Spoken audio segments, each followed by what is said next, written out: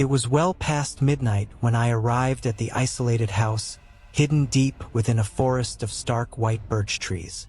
My headlights had been off for some time, and I silenced the engine with a quick twist of the key. Once the vehicle was still, I exhaled in relief. No lights flickered to life. No sounds signaled the stirrings of anyone inside. My target hadn't noticed me yet. I eased the truck door open, keeping the noise minimal as I closed it behind me. The cabin lights were rigged to stay dim, offering me the comfort of shadows as I stood by the gravel road. There were no other vehicles in sight, but I had pulled the truck far into the grass, hiding it in the darkness beneath the trees. I strapped 2 pistols to my waist and a third to my ankle, slinging a lightweight assault rifle across my back for any long-range needs. I didn't expect any trouble, but it's always best to be prepared. The moonless sky above provided the perfect cover as I moved silently through the trees. Years of practice had taught me to be noiseless on these types of hunts, and my steps now were light and deliberate. When you've spent decades tracking the deadliest targets in the world, as I have, stealth becomes second nature. There's no worse fate than being caught off guard while you're trying to take someone down. And trust me, I've been there. As I neared the edge of the woods, I couldn't help but think of the scars that marred my body. Gunshot wounds and knife slashes, reminders of past confrontations. The worst of them was the 22mm round that had bounced through my torso, damaging organs I didn't even know I had. I tried to push thoughts of my inevitable end aside, the looming question of how many more people I'd have to kill before I could finally walk away. But that wasn't a choice.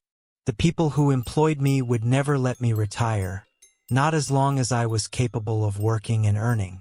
They wouldn't let me slip away, and I'd need a fortune to disappear for good. A distant glow ahead broke my dark thoughts, drawing my attention to the target's house. This man, I'd been told, would not own a dog or keep weapons. He was supposed to be a harmless older man living alone. At least, that's what my client had assured me.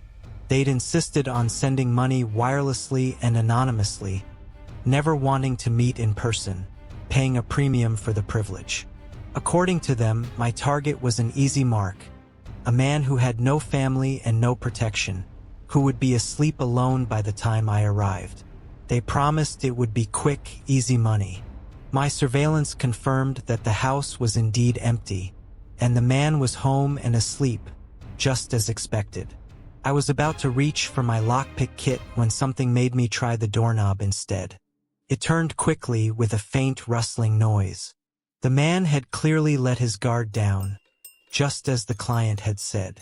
Inside, I pulled my gun from its holster, checking the safety.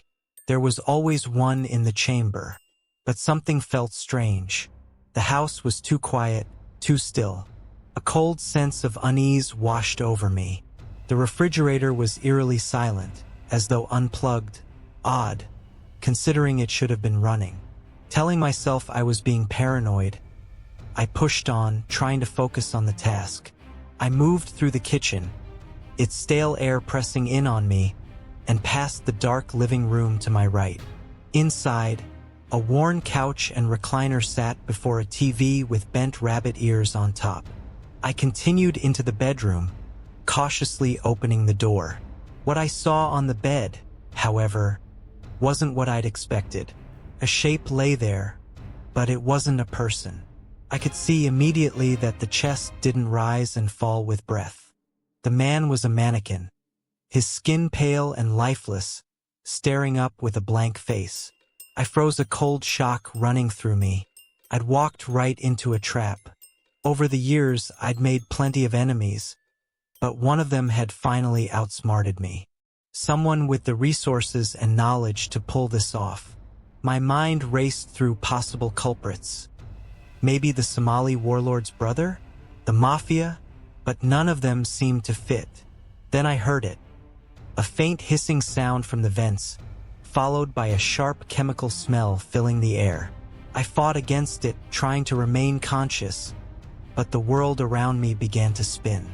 I collapsed to the floor, feeling as though the entire house had been lifted and was being driven somewhere, like a truck on its way to the slaughterhouse. And then darkness took over. For what felt like an eternity, a velvet blackness hovered over me, urging me to sleep. When I woke, I found myself on a beach. My head pounded viciously, my vision blurry as I retched into the sand. Slowly, I focused on a distant point until my surroundings came into focus. Palm trees, tropical birds, the surf and sand, and jagged rocks breaking through the whitecaps. This had to be a dream. The sun beat down from above, and the ocean stretched before me, its glare piercing my skull. Sand clung to my skin, and I looked at it in confusion. How had I gotten here? I didn't remember going anywhere. But then, I remembered the dummy on the bed, the gas from the vents, the feeling of being moved like cargo to some unknown destination. I'd been abducted. But why?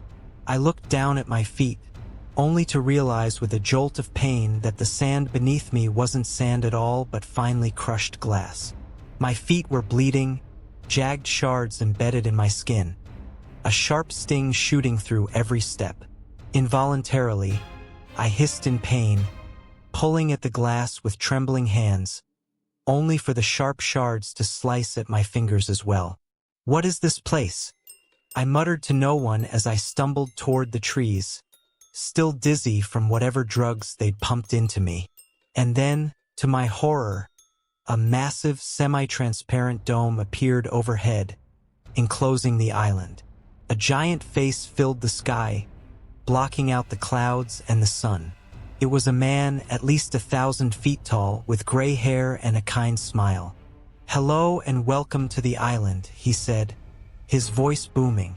"Apologies for interrupting your lives, but I'm sure you'll be glad I did once I explain.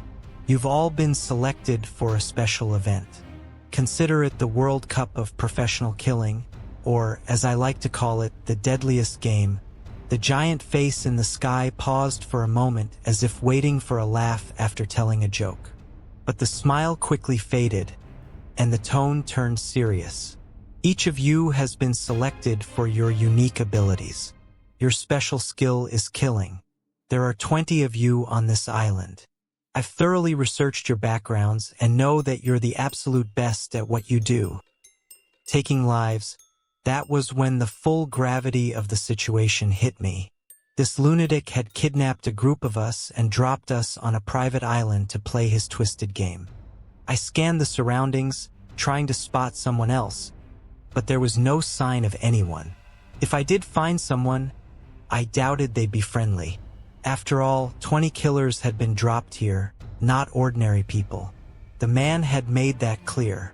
I felt exposed and vulnerable, and without a moment's hesitation, I ran toward the forest that lay inland.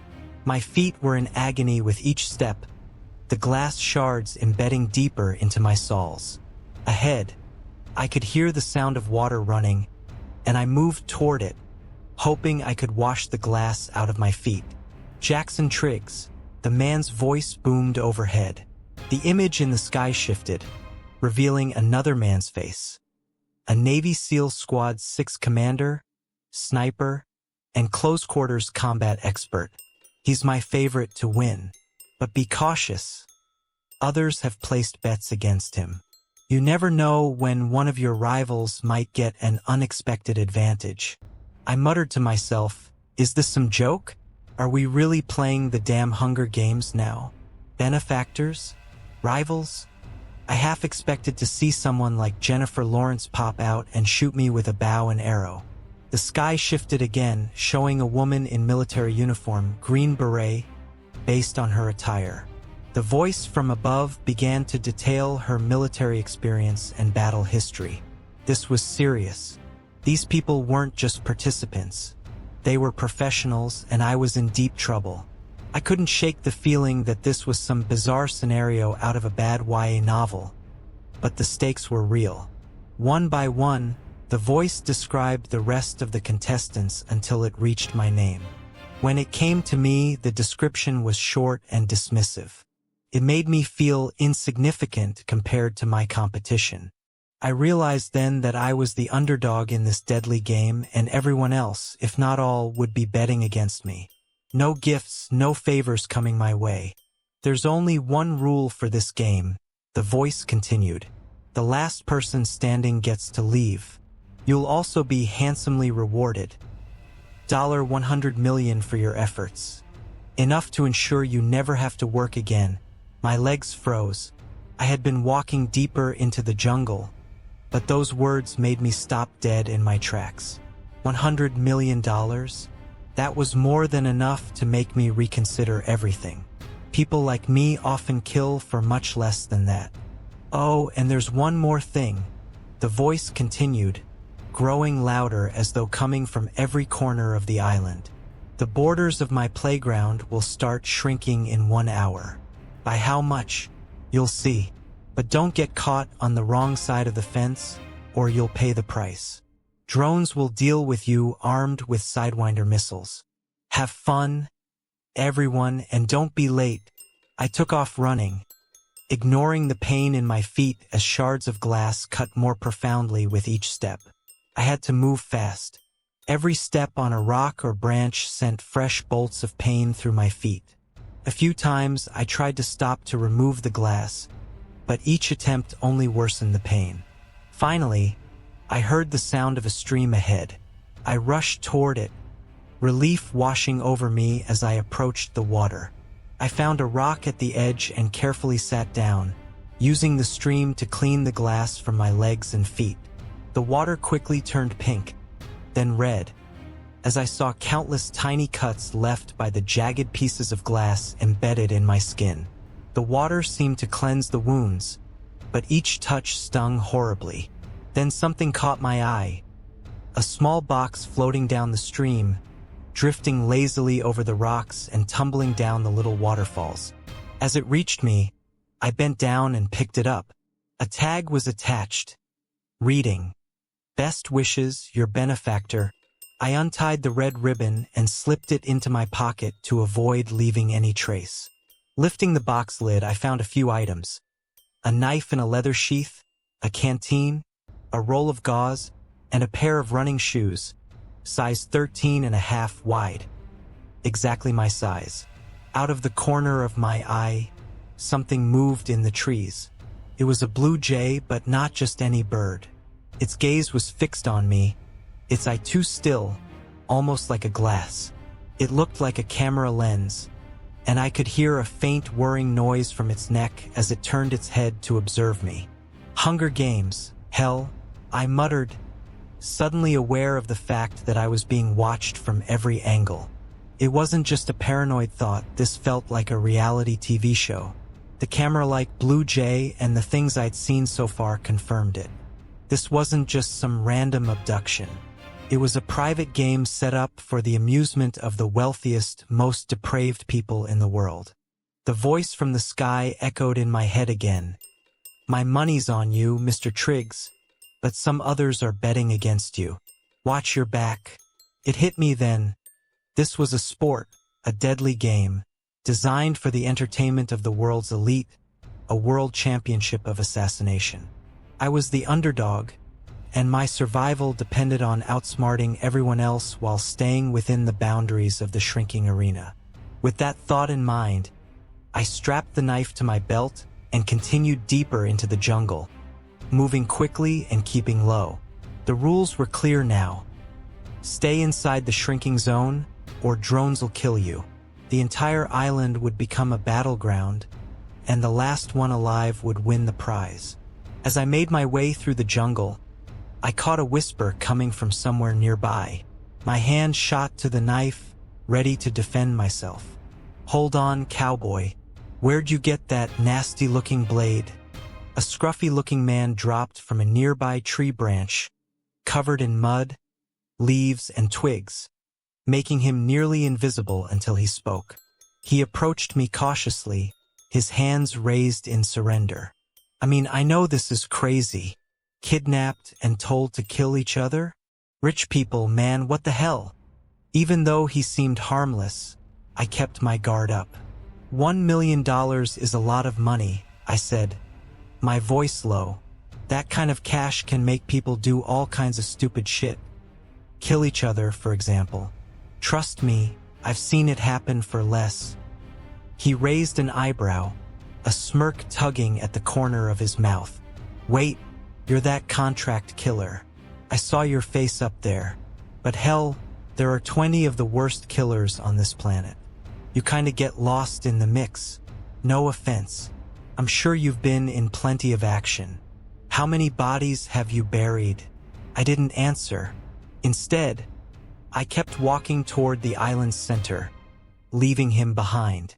No time for chit-chat. If he wasn't planning to make a move, neither was I. What, you're not gonna kill me? He laughed. Why bother?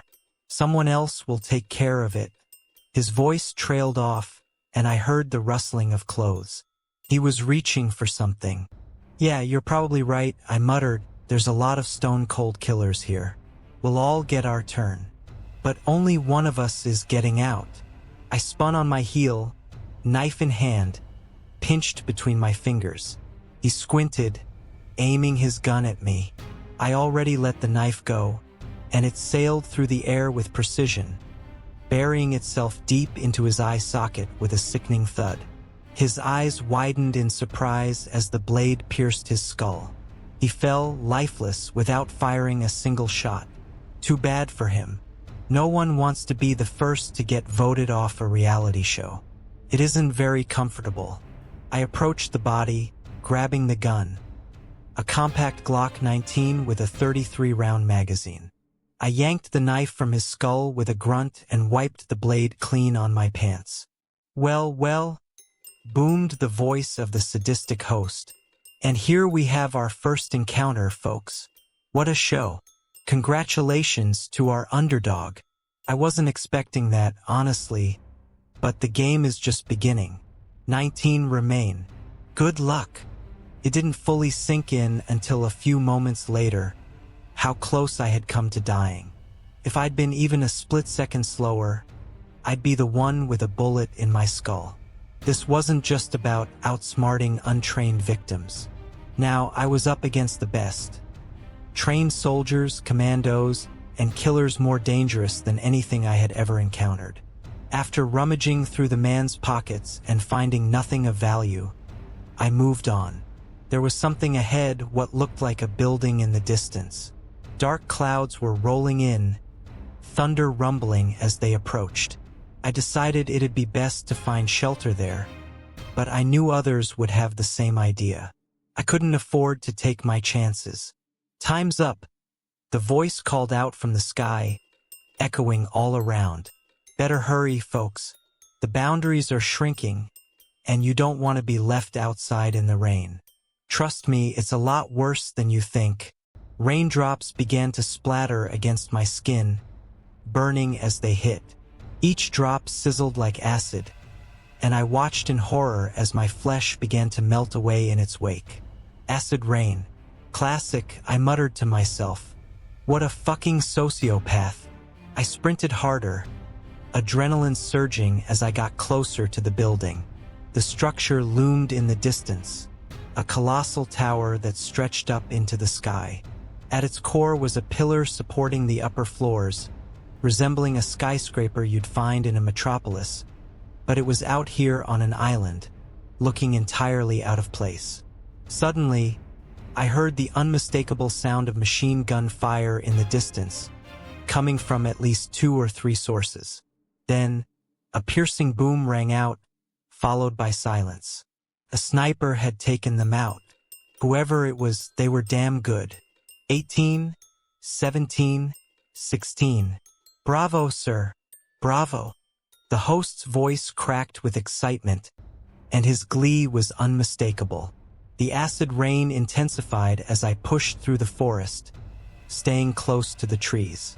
I kept my head low and moved quickly, my steps winding in and out of the foliage to stay out of sight.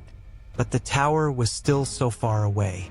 I hadn't realized how massive it was until I was nearly out in the open.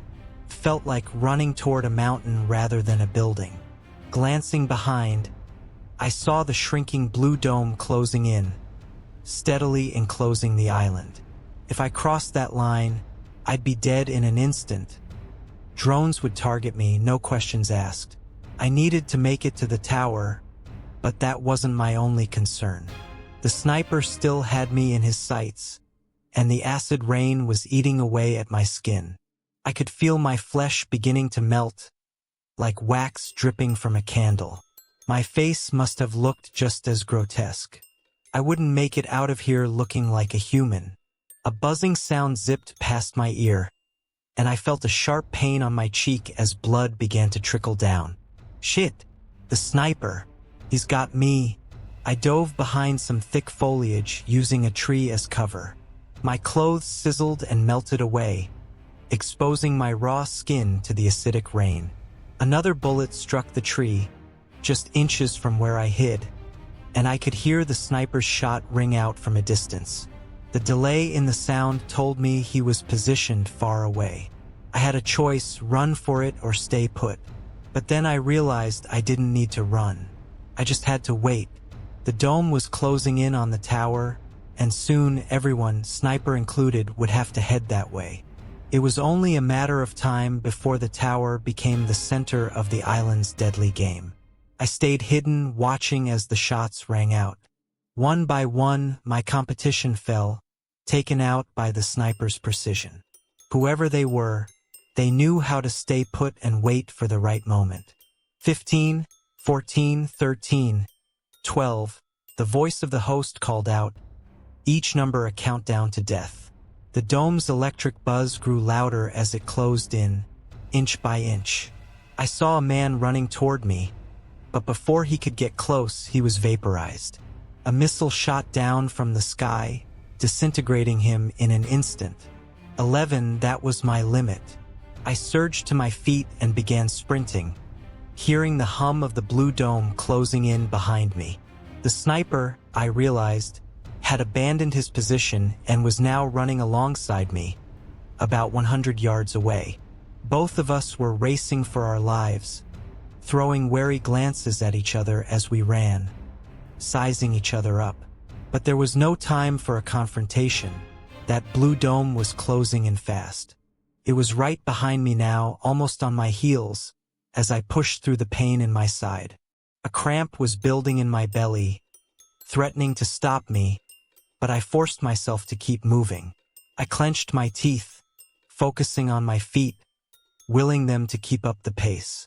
The static hum of the dome grew louder, like a mosquito buzzing right behind me. I could feel the tension building as the blue barrier drew closer, its cold electric pulse brushing against my skin. Ahead, I saw the terrain change. There was a steep drop-off, nothing quite as dramatic as a cliff, but enough of a fall to break something if we didn't slow down. Neither of us showed signs of stopping. We both launched off the edge, tumbling down the slope as the dome halted just above us, its light frozen in midair. We crashed violently into rocks and boulders, my head slamming against something hard. A shock of pain shot through my skull before everything went black. When I came to, I realized with a jolt that I had been knocked out by the fall. To my surprise, the sniper wasn't there. He hadn't seized the opportunity to finish me off. Maybe he didn't want to kill me while I was unconscious, thinking it would somehow be dishonorable. I sneered bitterly at the thought.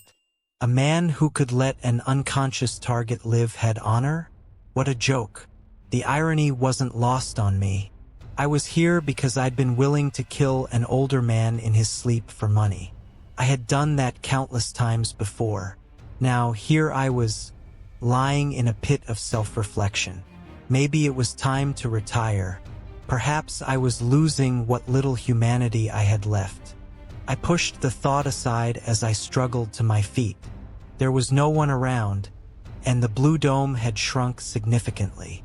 The towering structure I had been running toward stood more clearly now, a foreboding presence at the center of the island. Whoever was left alive, they'd all be heading there. Only the best would make it that far. But I wasn't safe yet. The next stretch of land was littered with boulders and rocky streams feeding out from the heart of the island. The remnants of what had once been a massive mountain now lay scattered around, shattered by explosives. The debris had been used to construct the looming skyscraper as if someone like Lex Luthor or Dr. Evil had created it. A villain's paradise. I was pulled from my thoughts by the sound of approaching footsteps. Spinning around, I saw a woman running toward me, spear raised, her face painted with streaks of mud. She howled like a warrior, charging full force in my direction. She was still 10 yards away, but it didn't matter.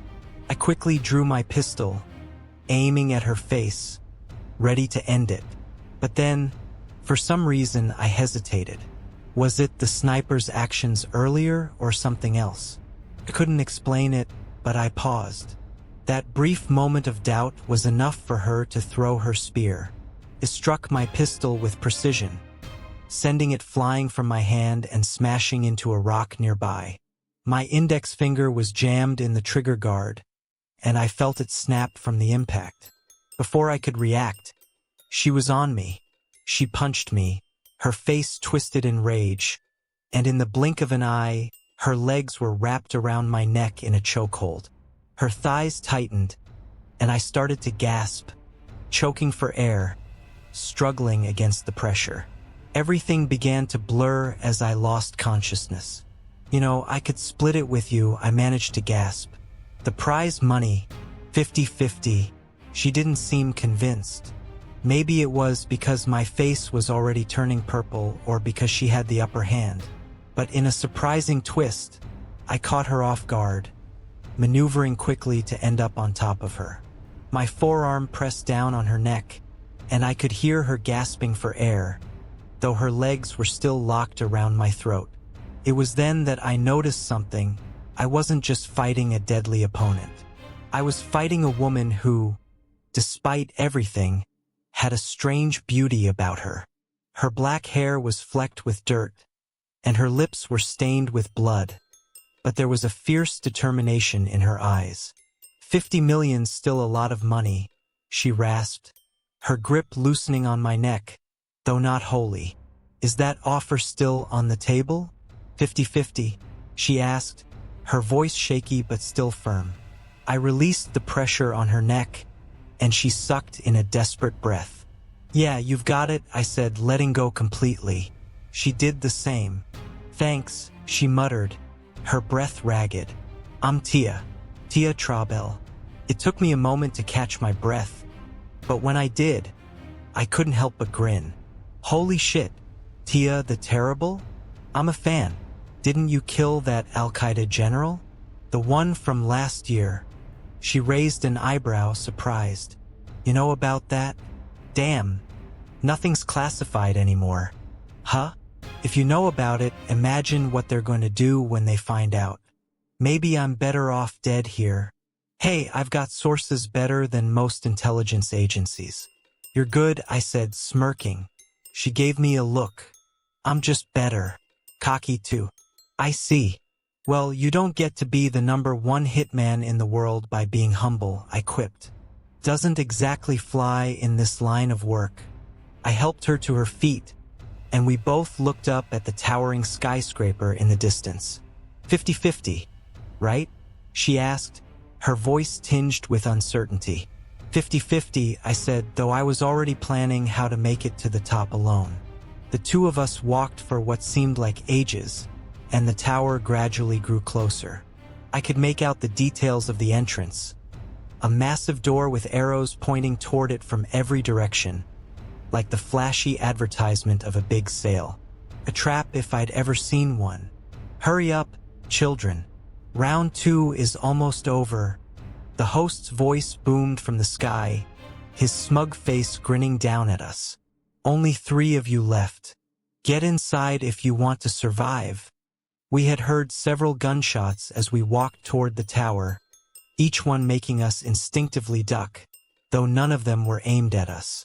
Still, the countdown of dead contestants continued, announced over the loudspeakers. But now we had a new problem. The blue force field surrounding us was closing in again. The safe zone was shrinking, and time was running out. Tia and I pushed ourselves to run faster, the static buzz of electricity growing louder in our ears with every step. "We're not going to make it," Tia shouted, glancing back at the blue dome closing in behind us. The tower was still a distance away, and it would be a race to the finish. I noticed the sniper was still keeping pace, running parallel to us. If he reached the tower first, he'd have the advantage, so we had to beat him there. "We'll make it," I said, trying to sound more confident than I felt. "But we've got company." Tia's gaze followed mine and widened. "Oh shit, you know who that is, right?" "Yeah. Triggs, the favorite. Let's go," she growled, ramping up her speed. Her face contorted in pain, but her legs pumped faster and faster, leaving me struggling to keep up. She was pulling away from me like a pro athlete. "You mean like this?" she teased, looking back with a grin that made me feel even slower. "Shit," I muttered, forcing myself to run faster, but she just widened the gap. I dug deep, focusing on my feet and ignoring the pain. I ran through the cramp in my stomach, pushing myself harder, even as the blue dome closed in behind me. Just as it was about to overtake me, I dove into the open doorway of the tower. To my surprise, it was much closer than I'd thought. Tia was right behind me, and Triggs had arrived 30 seconds before her. Faster than I'd expected, sprinting like he was on a mission. Triggs was already gone. No sign of him, just Tia and I standing in front of a long, dark hallway leading toward a bright light at the end. "Holy shit, that dude's fast." "So are you," Tia replied, though her voice was shaky. "You ready?" I looked at her, surprised to see fear in her eyes. I realized then that I was just as terrified as she was. "I don't know," she said, her voice trembling. "I have a horrible feeling about this. I've worked with Triggs before. I can't beat him alone." I tried to sound calm, though my insides were twisting. "Together we can take him. The two of us, we've got this. 50-50ths, if you say so," Tia said, her voice strained but determined. "Let's kill this guy and get out of here. When we make it back, I'll buy you a drink." She didn't look any more confident, but she nodded as we both stepped forward, walking toward the light. When we emerged from the tunnel, we were in a massive stadium. Bright lights blazed down on us, and a roar of applause erupted from a crowd that filled the stands, all on their feet. "Please welcome our top 3 contestants." A booming voice filled the stadium, and I looked up at a giant screen mounted on one wall. The host's grinning face filled the screen, mocking us. "But there can only be one winner, and I know who my money's on." Then, before I could react, there was a sharp crack. Triggs' rifle shot rang through the air. It zipped past my face, close enough that I could feel the rush of air. "Triggs! Triggs! Triggs!" The crowd chanted, their energy growing wild. I was momentarily relieved, thinking that maybe Triggs had missed. But then I heard the strangled gurgling sound behind me and spun around. It wasn't me he had been aiming for. Tia was clutching her throat, blood pouring from a wound in her neck. Her face went pale as she coughed and gasped for breath, reaching for my hand with her bloodied fingers. She squeezed it once before collapsing to the ground, lifeless. I turned back to see the gleam of Triggs' sniper scope reflecting in the harsh stadium lights aimed directly at me. Instinct kicked in. I dropped to the ground, lying flat on my stomach without thinking. The bullet whizzed just over my head a fraction of a second after I hit the floor. I felt it, the faintest breeze, as it sliced through the air above me. 2 contestants left. "Wow, that was almost the finest double kill we've ever seen," the host's voice echoed. "Give it up for our finalists, ladies and gentlemen, the great Triggs and that other guy." The crowd erupted into applause, But I was frozen, my mind racing. The blood from Tia's body was spreading across the floor, reaching my hand, creeping toward my face. It was time to move. It's hopeless, a voice in my head whispered. The world's deadliest sniper with a bolt-action rifle against an assassin with a knife and a canteen. And losing Tia, it hit harder than I expected. I had imagined us leaving together, escaping this nightmare. But now it's just me, alone like I always had been, and like I always would be. $100 million will buy you a lot of friends, another voice inside me said. $100 million will buy you all the friends in the world.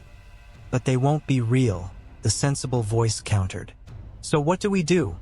A voice suddenly asked, and for a split second, I wondered if I was losing my mind or if I was sharper than ever. I chose to believe it was the latter. We do what we've always done. All three voices echoed in unison. We kill or we get killed. The entire time, my body had been instinctively moving toward the spot where I'd glimpsed the reflection of Trigg's rifle scope. He had beaten us to the tower, taking up position as he always did, thinking he had the upper hand. But every soldier has a weakness, and after years of honing my skills, I'd become adept at finding and exploiting those weaknesses. Trigg's flaw was his overconfidence.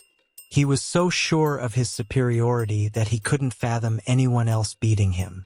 Even the host had repeatedly put his faith in Triggs, declaring, "My money's on you, Mr. Triggs." That arrogance had led him to underestimate me. When he left me for dead at the base of the cliff, it wasn't because he respected me.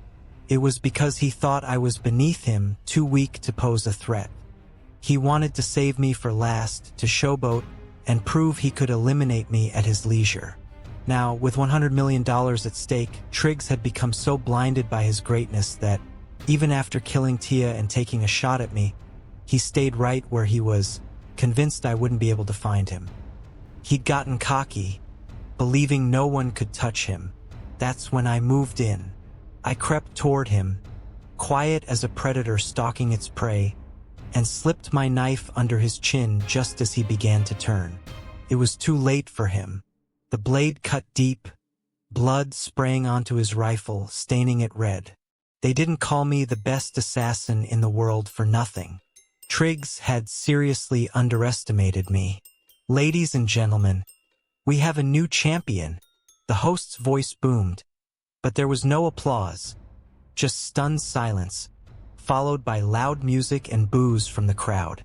You really caught them off guard out there, the host said from behind his desk. I found myself in his office, high atop the tower, after a long and grueling elevator ride that had nearly made me lose my lunch from the pressure changes. I was still chewing the gum the guards had given me to help with my ears popping. It was the only thing that had kept me from losing my mind. They weren't expecting the underdog to win at all, that's for sure. The host stood up and peered out the window, resting his hands on the ledge. I took in the pristine whiteness of the room.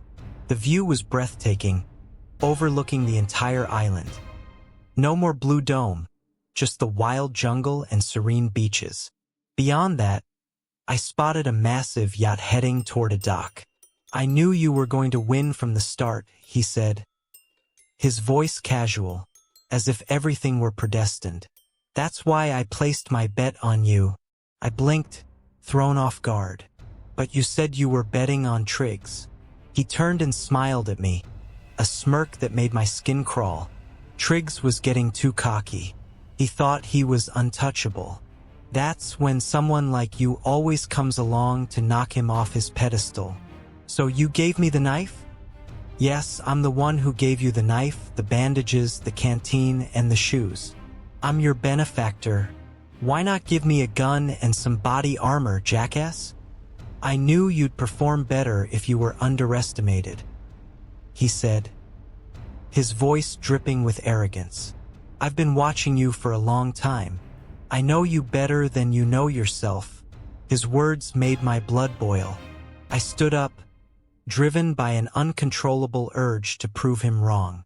I started toward him, ready to strangle the life out of him with my bare hands, just to show him that he didn't know me at all. But halfway to his desk, my legs gave way, and I collapsed, the world spinning. My eyelids grew heavy, my face numb. "How's that gum tasting, champ?" the host asked, his voice mocking. "It's a little concoction I like to call spearmint sedative. Pops your ears on the elevator ride and knocks you out just as your urge to kill starts to rise. Tat tat, see you next year." I woke up in my apartment, lying in my bed with a brutal headache, the pressure pounding between my temples. The $100 million was now sitting in my bank account, untraceable. I was set for life, no need to ever kill again. But that wasn't the end of it. A letter sat on my coffee table, waiting for me. I opened it, only to watch the handwritten note burst into flames the moment I finished reading it. The Deadliest game will resume next year at the same date and time. Be prepared to defend your title, as you will be expected to compete once again. Thanks for listening. Stay tuned for more stories in the coming weeks. If you enjoyed this, don't forget to like, comment, and subscribe. Take care and have a good night.